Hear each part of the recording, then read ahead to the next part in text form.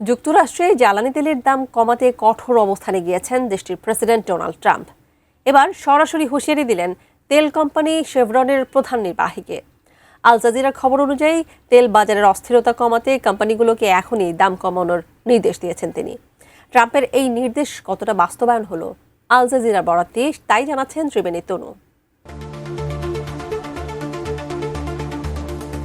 মার্কিন president Donald Trump আবারও তেল কোম্পানিগুলোকে শাসালেন।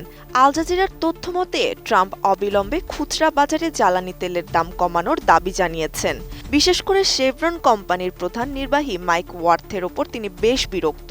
ট্রাম্পের দাবি তার প্রশাসনের সহযোগিতার কারণেই তেল কোম্পানিগুলো এখন লাভের মুখ দেখছে।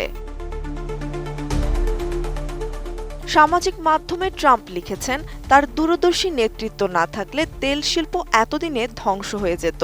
তিনি উদাহরণ দিয়ে বলেন, ভেনেজুয়েলার শেভরনের ফিরে আসা তার কারণেই সম্ভব হয়েছে। এখন কোম্পানিগুলো প্রচুর অর্থ আয় করছে, তাই সাধারণ মানুষের সুবিধার কথা চিন্তা করে দাম কমানো উচিত। যদিও ট্রাম্পের এই হুমকির পর যুক্তরাষ্ট্রের খুচরা বাজারে তেলের দাম কমার কোনো লক্ষণ দেখতে পায়নি আল জাজিরা। ইরানের সাথে নতুন আলোচনার গুঞ্জন বাজারে তেলের দাম কিছুটা কমিয়ে আনলেও তার প্রভাব পড়েনি দেশটির গ্যাস স্টেশনগুলোতে।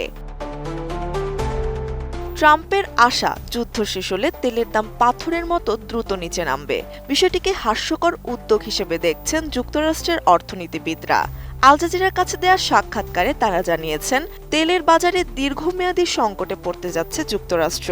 এদিকে যুদ্ধ বন্ধ করে ট্রাম্পের আলোচনার দাবি মিথ্যে বলে উড়িয়ে দিয়েছে তেহরান।